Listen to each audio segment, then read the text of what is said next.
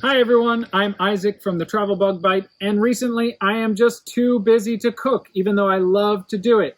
So we've been trying out a few different meal kits, and on this side we have Revived Superfoods, and on this side we have Daily Harvest.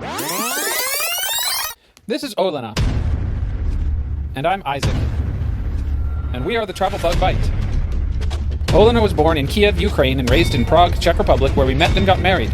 We spent 3 years exploring Europe from Prague, 2 years exploring Asia from Shanghai, that's Mount Everest, then 10 months frantically navigating New York City. Finally, we settled in my home state of Rhode Island with 2 doggos and 2 turtles. To follow our adventures up near and far, subscribe to TheTravelBugBite today.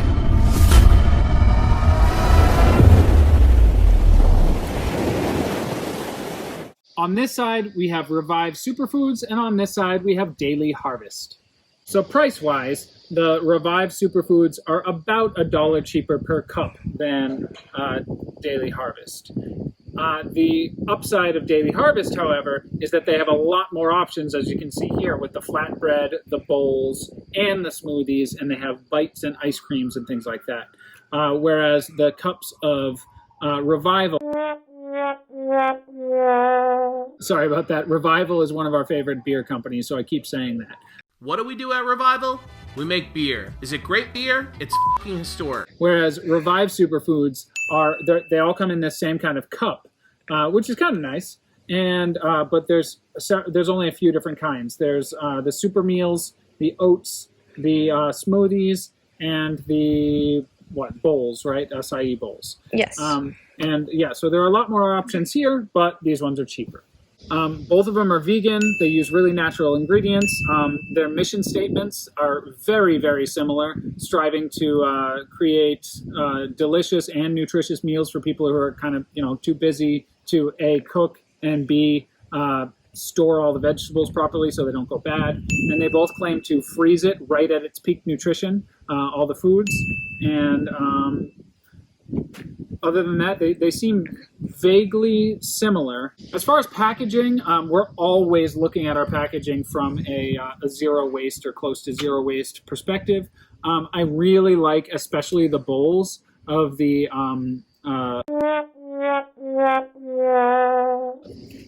Daily Harvest, because not only is this recyclable, but this entire bowl is compostable. So you heat it up in this bowl, you eat it out of the bowl, and then it can go right into your compost. Shot at our compost. Our compost is really ugly. I don't want to show that to people. And so the packaging is really great with Daily Harvest. With the only downside, as we said in our other video about Daily Harvest, is these tops. And they're the exact same tops. And I think they're exactly the same. It seems like they order their packaging from the same exact company. So the feeling, though, the Daily Harvest feels like it just has paper, and whereas the Revive has a little bit of a glossy feel. So maybe it has a wax or a plastic coating, which will definitely make it not recyclable. But it does say that it's made of 35% recycled material. And this one says the exact same thing. So made in USA. There's actually a company name, Vistun, Vistun. Maybe we can even put a link in the description.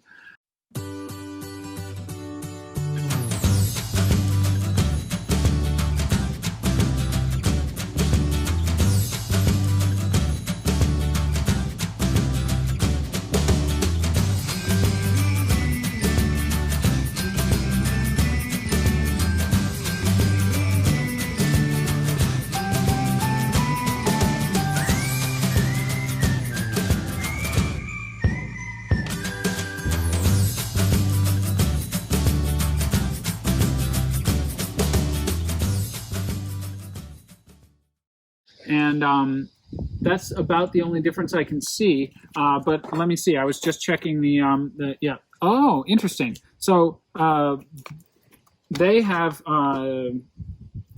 Daily Harvest has number 4 under their lid, and never mind. They also have number 4. So both of them.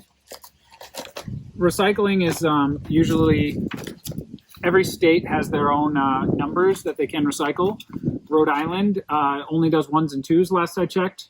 I'll double check on that, but a lot of states, I'm sure, can do number 4. So check with your local recycling, your municipality's recycling, to see whether or not you can at least recycle the lids.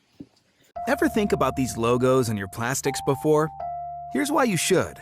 They tell you what kind of plastic a product is made from, and they're actually the key to becoming a better recycler. Because not all plastics are created equal, and not everything you put in your blue bin actually gets recycled.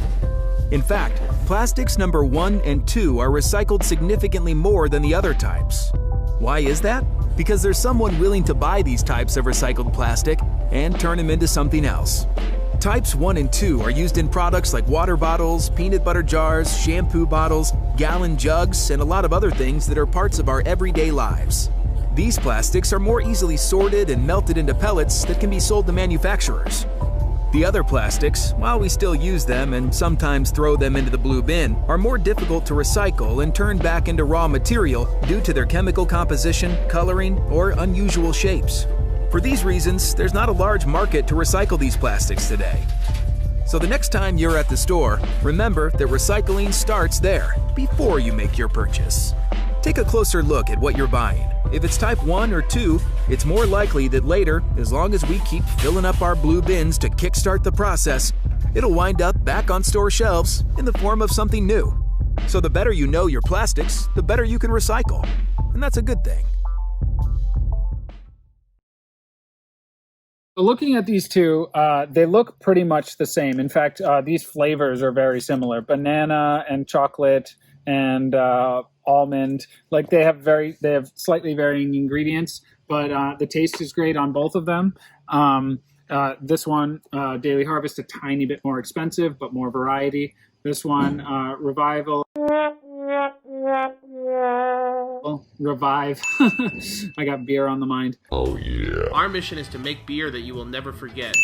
This one, Revive, a little bit cheaper, but otherwise they're very similar.